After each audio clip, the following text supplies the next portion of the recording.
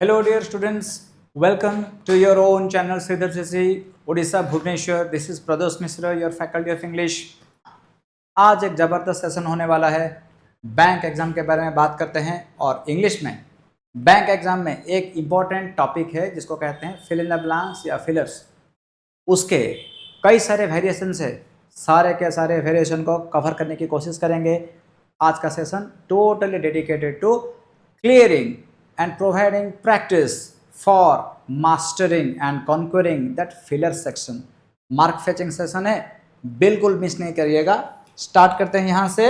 So here we go. देखिए यहाँ से क्वेश्चन देखिए, पहला है बहुत ही बेसिक लेवल का क्वेश्चन है। So direction for question 1 to 10, 1 से 10 क्वेश्चन इसी पैटर्न में आने वाले हैं। क्या है? इन each of the following questions a sentence with a blank is given.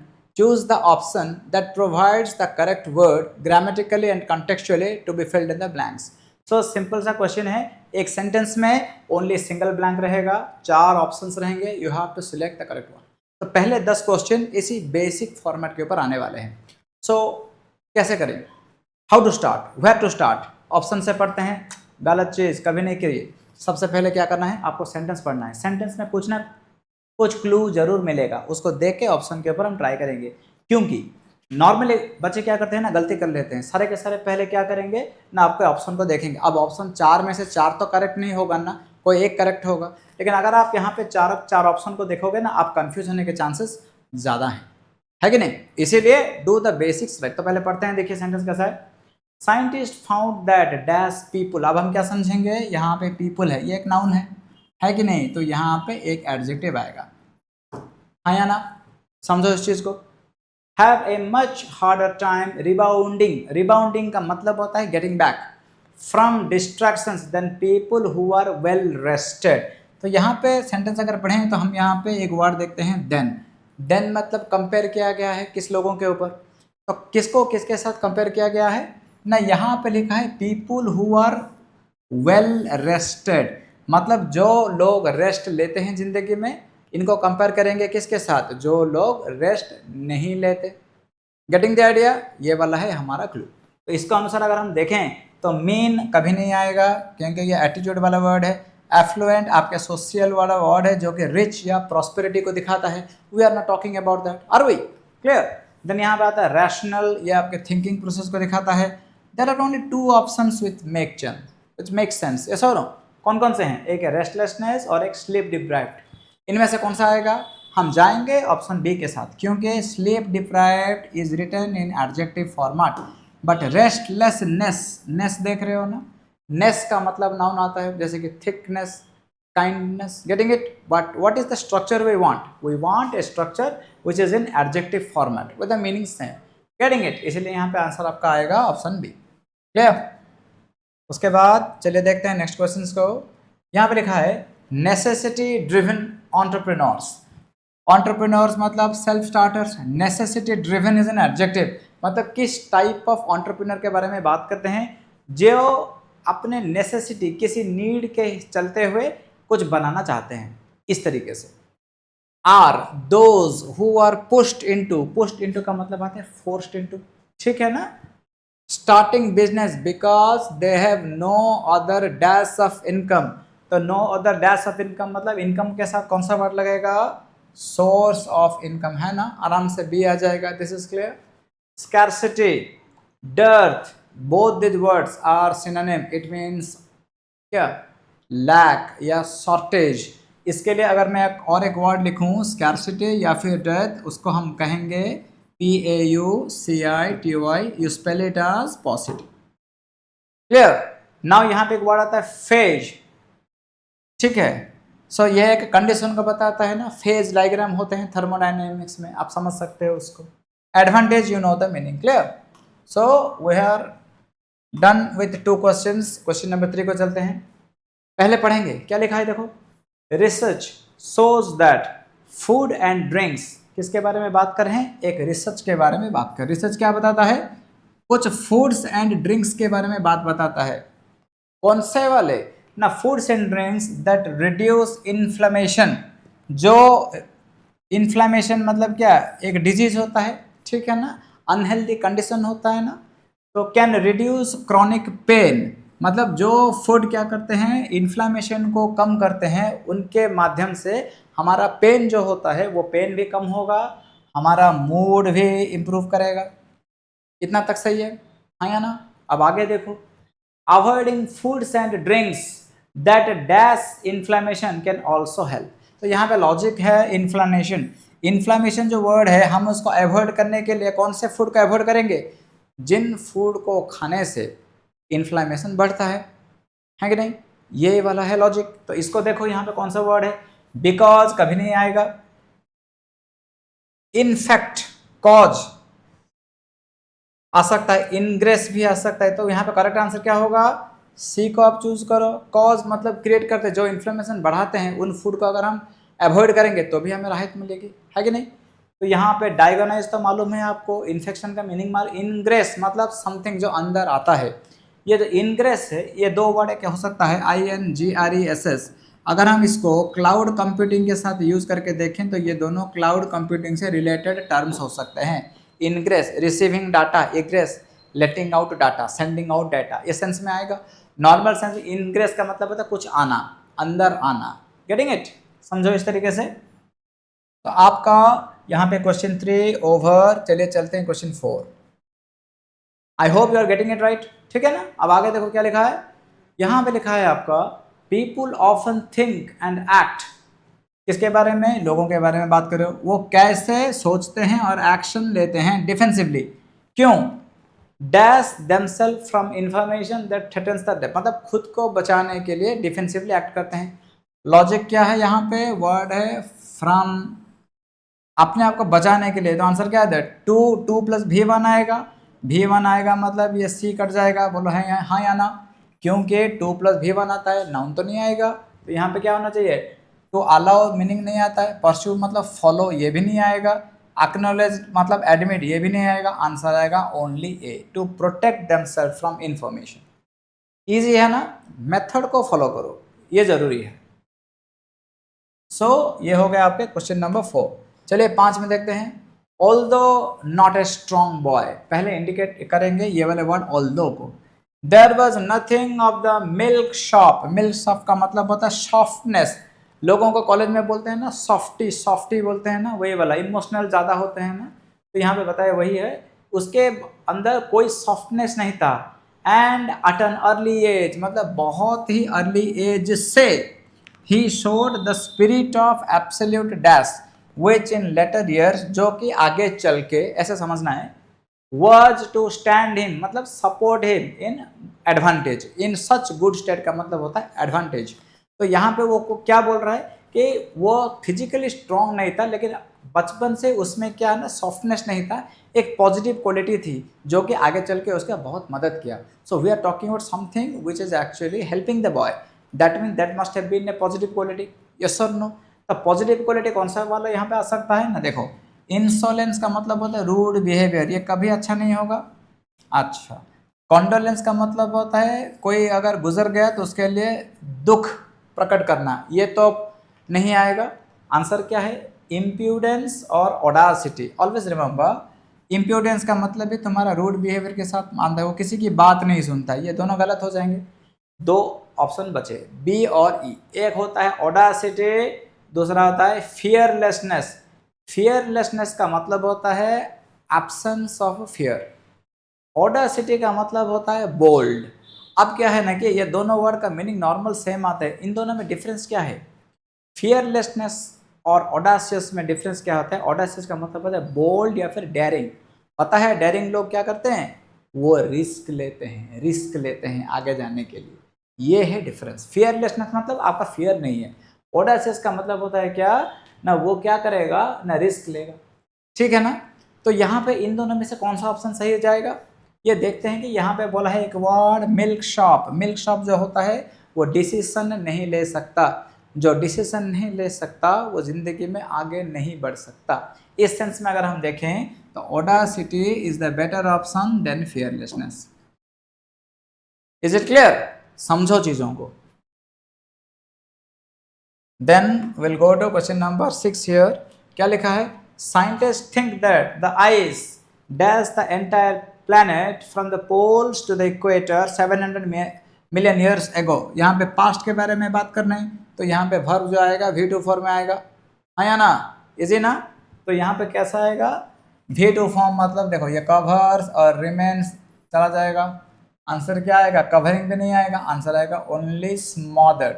स्मॉदर्ड मतलब जैसे कि ढक देना किसी को, ठीक है ना, किसी का गला दबाना, sorry for the bad example, किसी का गला घोंटना मेरे को जानना है तो क्या करूंगा, ये इतना बड़ा जो होता है ना पिलो, ये गला घोंट दूंगा कि नहीं, स्मॉदर्ड मतलब ऐसे, ठीक। तो यहाँ पे आंसर आपका क्या करोगे, ए करोगे, क्लियर। देन यहाँ पे आएंगे number 7, it goes without saying. Without saying का मतलब होता है it is without any doubt, मतलब कोई डाउट की गुंजाइश ही नहीं है।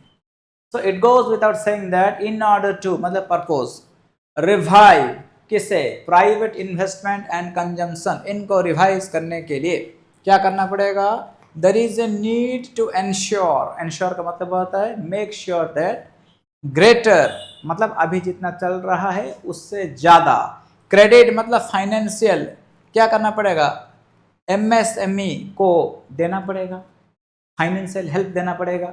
तो अगर हम मॉनेटरी हेल्प किसी को देते हैं उसको फाइनेंशियल टर्म्स में कौन सा वाला वर्ड आता है, डिसबर्समेंट। डिसबर्समेंट का अगर मैं लेमैन टर्म्स में बताऊं इसका मतलब आता है डिस्ट्रीब्यूशन, गेटिंग इट। तो इसलिए यहाँ पर करेक्ट आंसर आपका आएगा डी।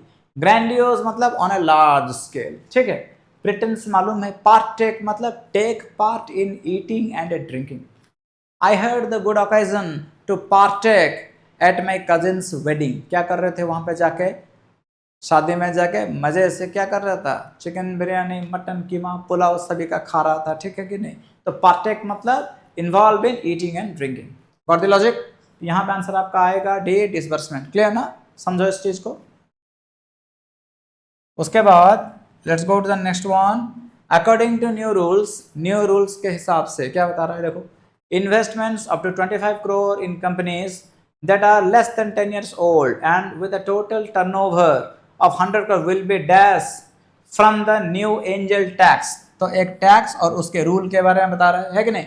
तो एंजल टैक्स एक नया टैक्स है, इसके अनुसार कुछ रूल बने हैं। रूल क्या है, रूल ये है कि जो जहाँ पे इन्वेस्टमेंट 25 करोड़ का है, जो 10 ईयर के लेस कंपनीज में है और जिसका टर्नओवर 100 करोड़ से लेस है, उनको एंजल टैक्स नहीं देना पड़ेगा। नहीं देना पड़ेगा मतलब आंसर आएगा एग्जेम्प्टेड फ्रॉम, मतलब you are not required to pay, clear.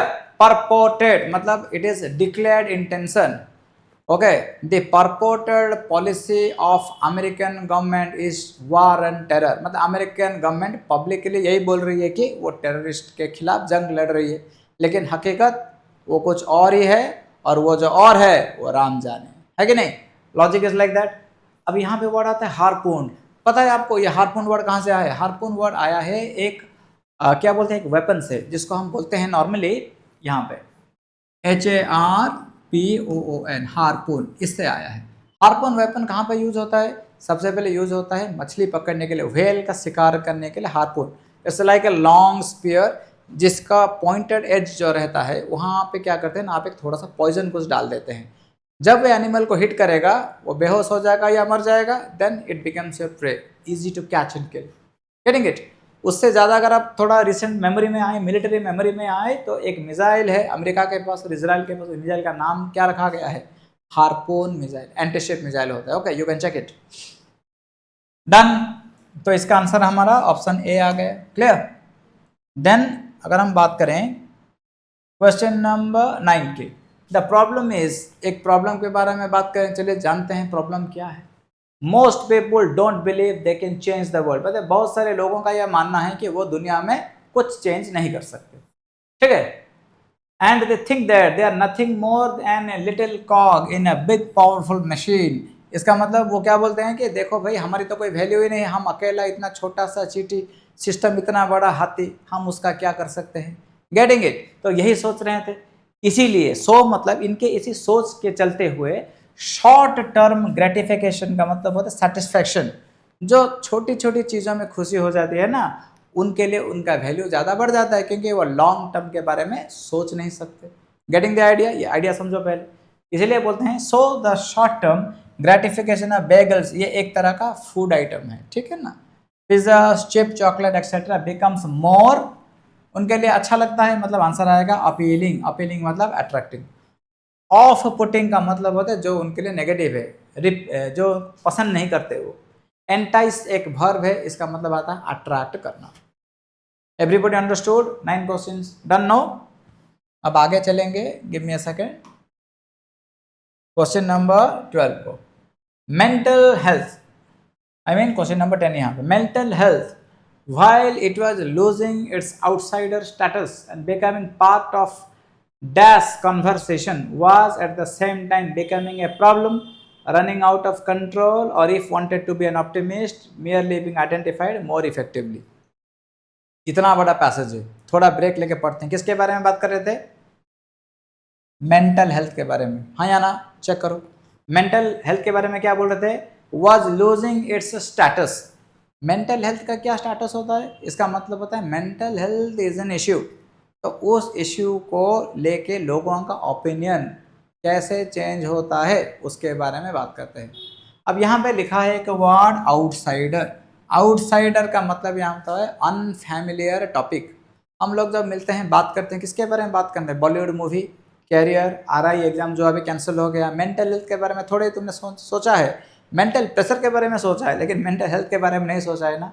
इसका मतलब क्या ना, लोग जनरली इस टॉपिक को अवॉइड करते हैं, तो इसीलिए उसको बोलता है आउटसाइडर टॉपिक या टैबू टॉपिक।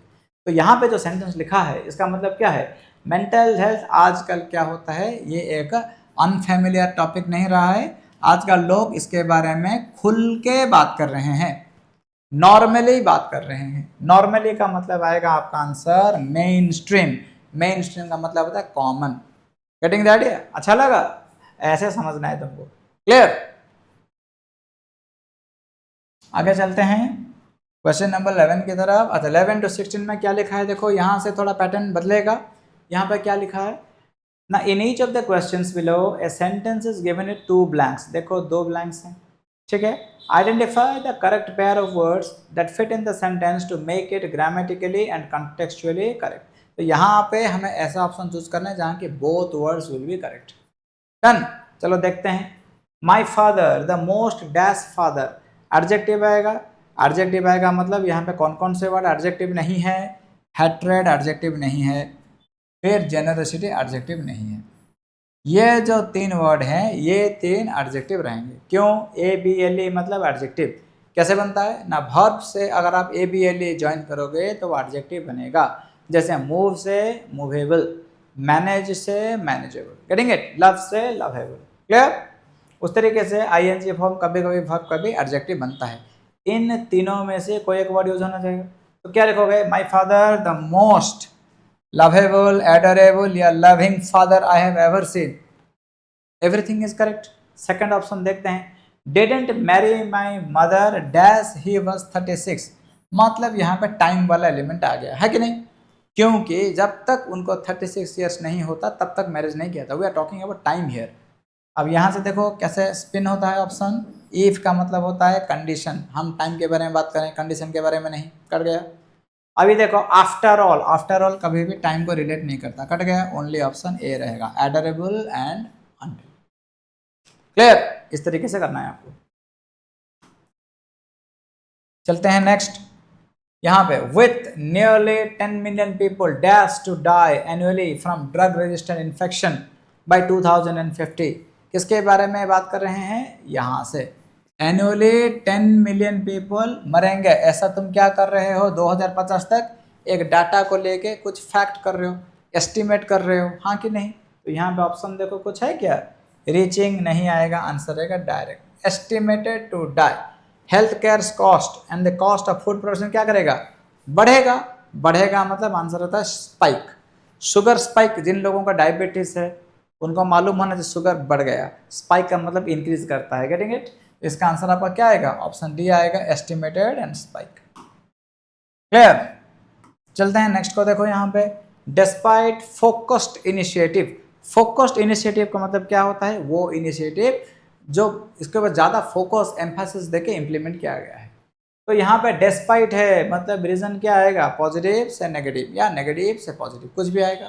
तो कैसे लिखा है देखो, Despite initiatives since 1995 such as dash coverage of midday meal scheme, India continues to dash with high rate of undernutrition. तो इसका मतलब क्या समझेंगे?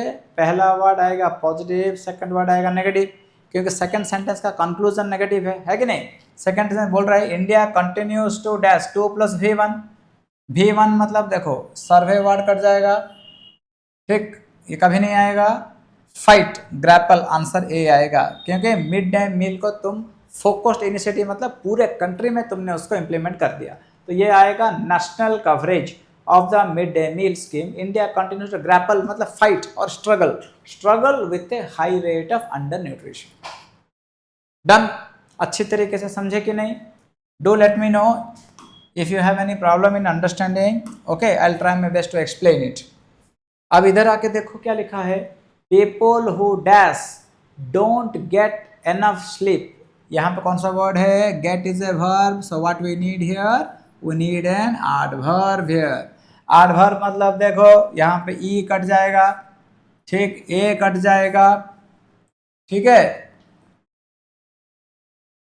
बी भी कट जाएगा और डी भी कट जाएगा। एडवर्ब मतलब only option C, consistently, L Y word है ना, गेटिंग द लॉजिक? इसीलिए तो consistently don't get enough sleep, have increase in ghrelin. Ghrelin क्या है? It is a hunger hormone and वो क्या करता है? लेप्टेड इसमें डिक्रीज हो जाता है, that helps people feel settled. Settled का मतलब होता है फुल या फिर होता है सेटिस्फाइड। Getting it? इसको समझो अच्छी तरीके से। अब चलते हैं आगे, give me a second. 17 number question देखो, protecting and dash ocean habitats. यहाँ पे देखो एंड है, यहाँ पे आईएनजी फॉर्म मतलब यहाँ पे भी वर्ब का आईएनजी फॉर्म आना चाहिए। तो देखो ए कट जाएगा, सी कट जाएगा, ई कट जाएगा, only B and D. Restoring दोनों ठीक है। सेकंड ऑप्शन देखो क्या लिखा है, यहाँ पे कैन के बाद यहाँ पे क्या आना है? ऑप्शन V1 आना है, आंसर आएगा only B, restoring and sequester. By the way sequester का मतलब होता है आइसोलेट करना, आइसोलेट करने को क्या कहेंगे? सिक्वेस्टर करना कहते हैं। Getting it? तो यहाँ पे करेक्ट आंसर आपका आएगा बी, रिस्टोरिंग एंड सिक्वेस्टर। डन? आराम से समझो। सो 15 क्वेश्चंस डन। अभी चलो 16 देखो, एस्टर डफलो। एस्टर डफलो का मीनिंग क्या होता है? कुछ मीनिंग नहीं होता है, एक नाम होता है, ठीक है। तो Esther Duflo is just as likely to be found in the dusty and dash village of northern India. तो यहाँ पे एक विलेज को डिस्क्राइब किया है, क्या प्यार से डिस्क्राइब किया है। देखो डस्टी लिखा है, गला गएगा, तो डस्टी मतलब क्या होता है? नेगेटिव वर्ड होता है कि नहीं? तो यहाँ पे डस्टी अगर नेगेटिव है एंड लिखा है, यहाँ पे जो वर्ड आएगा एडजेक्टिव आएगा वो भी नेगेटिव आएगा, है कि नहीं? तो नेगेटिव ऑप्शन देखो, रिच कभी नहीं आएगा, एनरिच कभी नहीं आएगा, आंसर क्या आना चाहिए? ड्रेन्ड आ सकता है, इम्पोवरिश नहीं आएगा क्योंकि ये एडजेक्टिव नहीं है। ऑप्शन आइदर सी आएगा या ई आएगा, ठीक है ना। तो इम्पोवरिश का मतलब होता है गरीब, ठीक है। ड्रेन्ड का मतलब होता है लैकिंग एनर्जी, कुछ भी नहीं है। तो पहला ऑप्शन सही है, इम्पोवरिश भी आ सकता है, ड्रेन्ड भी आ सकता है। क्या करेंगे?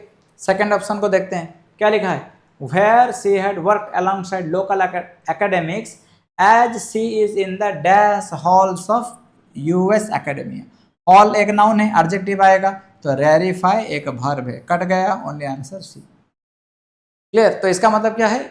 हम इस बंदे के बारे में बात कर रहे हैं, एस्टर डफलो, जो कि 2 जगह काम करता है, इंडिया के गरीब जगह में और अमेरिका के एलिट जगह में। रेरिफाइड वर्ड कहाँ से आता है? रेयर से आता है। रेरिफाइड मतलब कि इसको कैसे यूज करेंगे ना, एटमॉस्फेयर के डेंसिटी के हिसाब से एयर करेंगे। जितना एयर लो रहेगा, जितना जमीन से क्लोजर रहेगा वो डेंस होता है कि नहीं। जितना आप ऊपर जाओगे वहाँ पे एयर डेंसिटी डिक्रीज करता है कि नहीं, ऑक्सीजन की मात्रा कम होती है। तो अमेरिका के वो बहुत ही हाई यूनिवर्सिटी में काम किया क्योंकि वो ऊंची इमारत को बताता है, क्योंकि वहाँ पर ऑक्सीजन कम होता है ना। तो ये इस बंदे के बारे में बात कर रहा है जो कि पुअर कंडीशन में भी इंडिया में फोबरिस्ट में काम कर चुका है और अमेरिका के एकेडमिक में भी एकदम एलिट क्लास में भी पढ़ा चुका है। ऐसा इसका मीनिंग बनता है। क्लियर? समझो इसको। अच्छे तरीके से समझ लो। फिर चलो नेक्स्ट 19 नंबर को देखते हैं, that is sorry slide 19, question चलेगा 17 to 24। देखो क्या लिखा है, इन each of the following questions A sentence is given with 3 blanks, तो एक सेंटेंस में 3 ब्लैंक आएंगे। Choose the correct combination of word that fit in the corresponding blank in the case that all the 3 words fit but are given in incorrect sequence, choose option D। मतलब एक ऐसा रहेगा format. देखो एक sentence में 1 2 3 3 blanks हैं कि नहीं, 3 ब्लैंक्स में यहाँ पे 3 ऑप्शन दिया गया है। आपको देखना पड़ेगा इसके हिसाब से ऑप्शन कैसे चूज कर सकते हो। देखो अगर आपको लगता है 1 and 2 सही जगह पे है, 3 नहीं है, मतलब ओनली 1 and 2 फिट आएगा। आपको लगता है कि ओनली 2 and 3 करेक्ट है, एक नहीं है, मतलब ओनली 2 and 3 हम सिलेक्ट करेंगे। तीसरा क्या करना है, ये तीनों होगा लेकिन पहले में 2 आएगा, दूसरे में 1 आएगा, 3 नंबर 3 में आएगा, ऐसा लगता है तो सीक्वेंस रहेगा। और आपको लगता है नहीं, जो जैसा जिस सीक्वेंस में ऑल आर करेक्ट, तो आप क्या करेंगे, ऑप्शन ई को चूज करेंगे। Getting it. तो इसको सॉल्व करने का तरीका क्या है ना, तरीका पहला वही है कि पहले सेंटेंस को पहले पढ़ लो, सोचो क्या दिया गया है, उसके बारे में आप चेस करेंगे। देखो कैसे करते हैं। Another football icon has been मतलब क्या आ सकता है, V3 आएगा। सर ING फॉर्म क्यों नहीं आएगा, क्योंकि यहाँ पे बाई लिखा है, मतलब यहाँ पे ऑप्शन देखो आइदर 1 या फिर 3, इन दोनों में से कोई एक आ सकता है। तो has been dash by a statue, unveiled by a statue, इसका मीनिंग तो नहीं आता, क्योंकि अनवील्ड का मतलब होता है क्या, पर्दे में है, उन्मोचन करना है, ठीक है ना। स्टेचू एक नॉन लिविंग ऑब्जेक्ट है, वो कैसे फुटबॉल आइकॉन को अनवील कर सकता है। तो इसका आंसर क्या आएगा, ऑनर्ड, मतलब ऑप्शन ओनली 3 से आना चाहिए। Has been honoured by a statue with a bronze sculpture of the Argentina great Diego Maradona unveiled at a club in Kolkata. मतलब ये पहला वाला ऑप्शन 3 आता है, सेकंड वाला ऑप्शन में 2 आता है। Although the dubious likeness to the World Cup winner has attracted online criticism, ridicule का मतलब criticism आता है, मतलब हमारा सीक्वेंस बना 3 2 1, अभी ऑप्शन में नहीं है तो क्या चूज करेंगे, option D, sequence can be altered, मतलब तीनों के तीनों वर्ड सही है लेकिन ठीक जगह पे नहीं है। Getting it, think like this. ये ओवर, उसके बाद चलेंगे नेक्स्ट वन। देखो the dash of the Nehru Gandhi family, the के बाद यहाँ पे एक नाउन आएगा, समझो। Which has produced 3 of India's prime including the, second वाले में भी नाउन आएगा, डैश 1, सॉरी नाउन आएगा क्या, नहीं ये एडजेक्टिव आएगा, आई एम सॉरी। तो ये वाला वर्ड जो है आपका एडजेक्टिव आएगा, गिव मी अ सेकंड। पहला वाला नाउन, ये वाला आएगा एडजेक्टिव, क्यों, क्योंकि यहाँ पे ऑलरेडी 1 दिया गया है, ठीक है। Jawaharlal Nehru was announced as the new leader of India's dash opposition party, यहाँ पे भी एडजेक्टिव होना चाहिए। तो हमारा सीक्वेंस क्या बना, नाउन एडजेक्टिव एडजेक्टिव, ऐसा बना कि नहीं। अभी ऑप्शन देखो, यहाँ पे क्या है, एक नाउन है स्कायन, ये तो करेक्ट है, स्कायन का मतलब होता है चिराग या लीडर, फाउंडर, प्रोजेनिटर, कैसे भी बोल सकते हो। फाउंड एक वर्ब है, यहाँ पे तो गलती आ गया, it is not required according to our analysis. Chief एक एडजेक्टिव है, तो कैसे आ सकता है ना, देखो पहला वाले में हमारा नाउन चाहिए, मतलब the स्कायन of the Nehru Gandhi family which has produced 3 of India's prime minister, सही जा रहा है, इंक्लूडिंग द चीफ 1, मतलब एडजेक्टिव आ गया, मतलब पहले 1 उसके बाद 3, चीफ 1 मतलब man. Jawaharlal Nehru was announced as the leader of India's main opposition party, primary opposition party, यहाँ पे एक एडजेक्टिव की जरूरत है, लेकिन यहाँ पे वर्ड क्या बना, वर्ब, नहीं आ सकता। इसका मतलब हम क्या लिखेंगे, ऑप्शन यहाँ पे only 1 and 3 fit, B number. Clear, understand it. उसके बाद हम चलते हैं नेक्स्ट वन, यहाँ पे लिखा है as his open top car dash from his house, noun के बाद यहाँ पे आता है वर्ब एक आएगा, to the ground wherever it was from dash to stop, from क्या है, एक प्रीपोजिशन है, यहाँ पे एक नाउन आएगा, to stop at the frequent traffic light a crowd of dash, यहाँ पे नाउन आएगा। What is that sequence? We have a verb, we have a noun and a noun, ठीक है। ऑप्शन देखो, यहाँ पे पहला वाला वर्ड है स्पेड, स्पीड से स्पेड मतलब तेजी से निकल जाना, साए करके, तो पहला वाला ऑप्शन यहाँ पे स्पेड हो सकता है, travelling. It was from, second में नाउन आना चाहिए, नहीं है ऑप्शन यहाँ पे। ए क्राउड ऑफ एडमायरर्स मतलब 1 और 3 सही जा रहा है कि नहीं, तो इसका आंसर भी ऑप्शन बी आएगा। ठीक है, डन। अब चलो नेक्स्ट में चलते हैं। यहां पे क्या लिखा है, he and 5 other British men had been on guard on a ship to dash piracy। 2 + V1 verb आएगा in the Indian Ocean but were dash in October। where के बाद यहाँ पे verb आ सकता है V3 पैसिव में या VING आएगा एक्टिव में। in October after being charged with carrying dash arms। dash arms मतलब यहाँ पे आएगा तुम्हारा आर्म्स नाउन है, यहाँ पे आएगा एडजेक्टिव, नॉर्मली ऐसे समझो। तो पहला सीक्वेंस में क्या आ रहा है आपका V1 फॉर्म आएगा, सेकंड में आपका V3 या ING फॉर्म आएगा, सेकंड में क्या आ सकता है, एडजेक्टिव आ सकता है। ऑप्शन देखो, पहले में आता है कॉम्बैट, ये एक वर्ब है, 2 + V1 आता है ना फाइट, तो पहला वाला ऑप्शन सही है। बट वेयर डैश इन अक्टूबर, अक्टूबर में क्या हुआ, जेल, तो यहाँ पे आना चाहिए ऑप्शन JAILED, है कि नहीं, तो ED तो नहीं है इसलिए ये वाला कट गया सेकंड में। Okay, in after being charge with carrying dash fire arms. अच्छा, डैश फायर आर्म्स मतलब यहाँ पे लॉजिक क्या है, लाइसेंस्ड। अच्छा, लाइसेंस्ड का मतलब क्या, ये तो लीगल हो गया, लेकिन तुम्हारे ऊपर केस बनता है, मतलब तुम्हारे पास लीगल आर्म्स तो होने ही नहीं चाहिए, इलीगल होना चाहिए। इसका मतलब क्या समझे, यहाँ पे तीसरा वाला ऑप्शन भी गलत हो गया, तो only option 1 fits, option A. अच्छा लग रहा है, डू लेट मी नो। उसके बाद चलते हैं 24 में, पढ़ेंगे आराम से, ठीक है। क्या लिखा है देखो, लिखा है the company is building an internal data analytics dash. An एक आर्टिकल है, इंटरनल डेटा एडजेक्टिव है तो यहाँ पे बन गया नाउन, ठीक है। That will apply artificial intelligence and machine learning to dash use, तो टू V1 एडजेक्टिव है, यहाँ पे एडवर्ब एक आना चाहिए, ठीक है।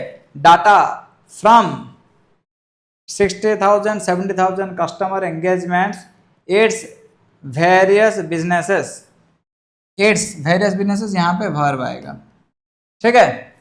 तो चलो पहला ऑप्शन क्या लिखा है, the company is building an internal data analytics division, पहला वाला वर्ड करेक्ट है, division that will apply artificial intelligence and machine learning, ठीक है ना, टू बेटर यूज, करेक्ट आ रहा है, better use data from 60,000 70,000 customer engagements its various businesses, plural है ना, इसलिए आंसर आएगा receive. So all are correct, है ना, ऑल आर करेक्ट मतलब यहाँ पे ऑप्शन आप ई को चूज करेंगे। क्लियर हुआ। नेक्स्ट चलते हैं क्वेश्चन नंबर 22। कैसे लिखा है देखो, our sales and marketing network dash the nation, तो यहाँ पे एक नाउन है, यहाँ पे दूसरा नाउन है, बीच में आ सकता है प्रीपोजिशन या कंजंक्शन, इनमें से कोई एक आएगा।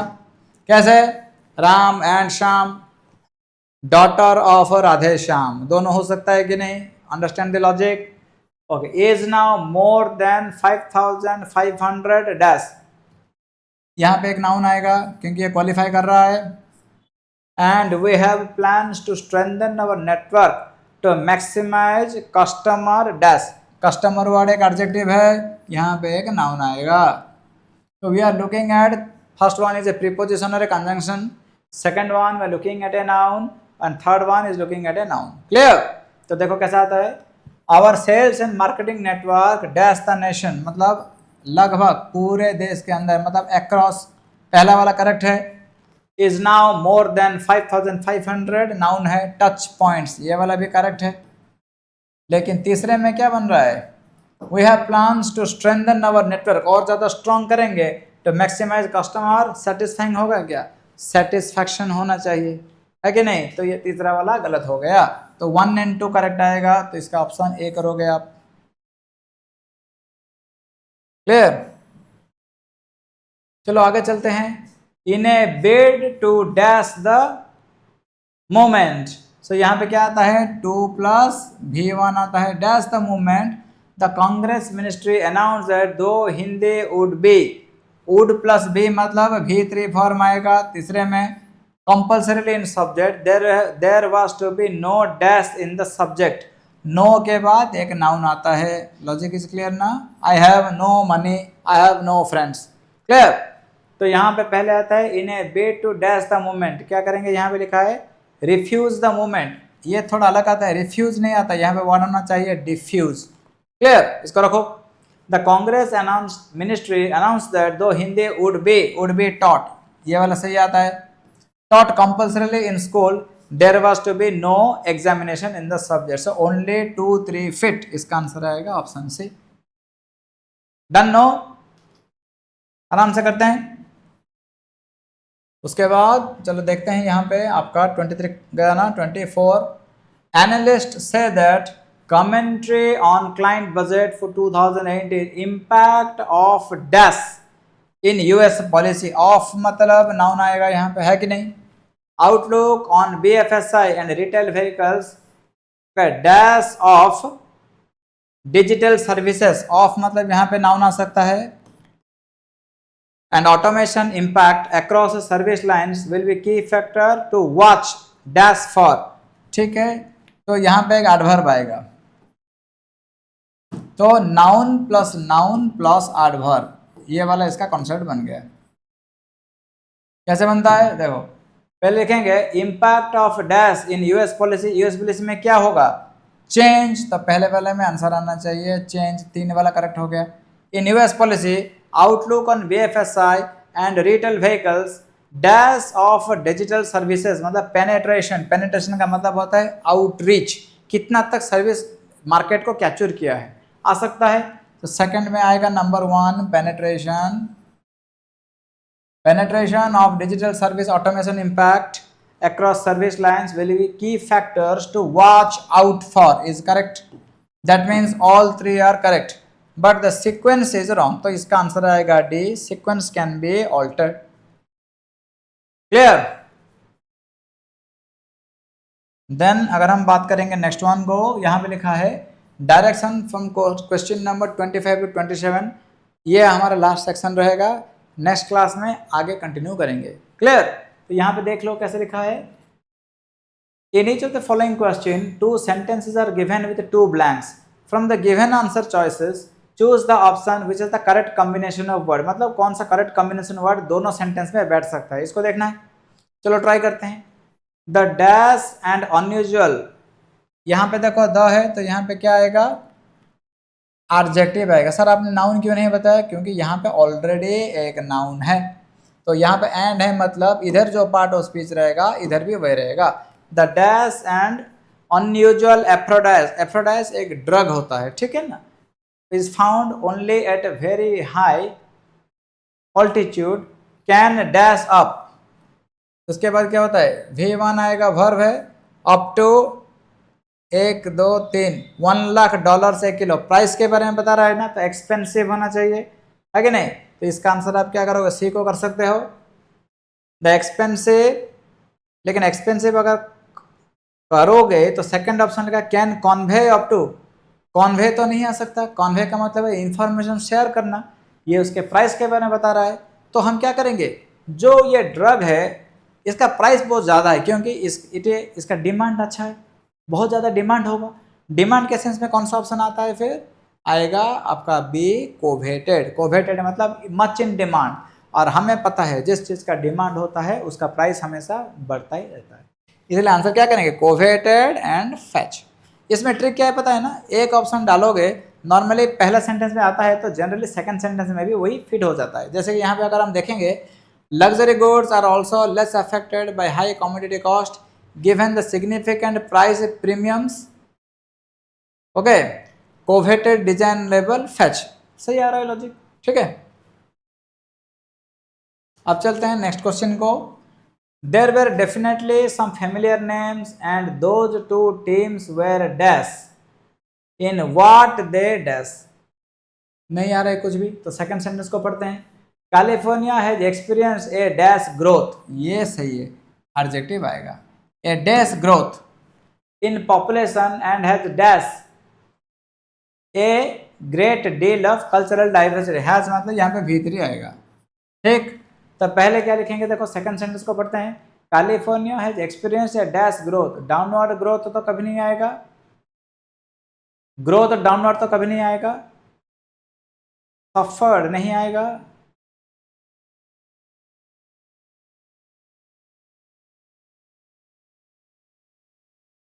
यहां पे आंसर आ सकता है आपका ई, फेनोमेनल। सर आप फेनोमेनल क्यों करोगे? फेनोमेनल मतलब पॉजिटिव सेंस में आता है, ड्रास्टिक मतलब कंप्लीट चेंज आता है, तो इसका आंसर हम करेंगे फेनोमेनल और accomplished, either this will be the correct answer. या फिर आप, सर आप सी क्यों नहीं करते? सी नहीं होगा, क्योंकि देखो बेटा यहाँ पे ए है, अगर एन होता तो अनप्रेसिडेंटेड आता, क्लियर ना, इसलिए आप आंसर ई ही करोगे, ठीक है। उसके बाद चलो 27 को देखते हैं। According to the constitution the formulation and implementation of dash policy, तो ये तो आपका क्या आ जाएगा, एडजेक्टिव आ जाएगा, कुछ भी। Is clearly A central government, यहाँ पे भी नाउन आएगा, इजी है। सेकंड में देखो, as part of the study a dash substance, ठीक है ना, तो यहाँ पे एडजेक्टिव आएगा। Was injected in the blood of the dash and his body response were studied. तो दोनों ऑप्शन को अगर देखोगे तो हम क्या कर सकते हैं, बी को पढ़ सकते हैं। एक सब्सटेंस को बॉडी में तुमने इंजेक्ट किया, मतलब वो सब्सटेंस क्या बन गया, फॉरेन बन गया कि नहीं, तो यहाँ पे करेक्ट आंसर आएगा फॉरेन। और हम फॉरेन पॉलिसी का भी बोल सकते हैं। Is clearly A central government subject, subject का मतलब यहाँ पे क्या बनता है, जिसके ऊपर एक्सपेरिमेंट करते हैं वो बन सकता है, या फिर एक एरिया बन सकता है कि नहीं। तो आई होप दैट आज के लिए इतना रखेंगे, will continue this in the next session. Till then stay focused with your performance. All the best for your career from Sridhar CC. Good luck and God bless you all.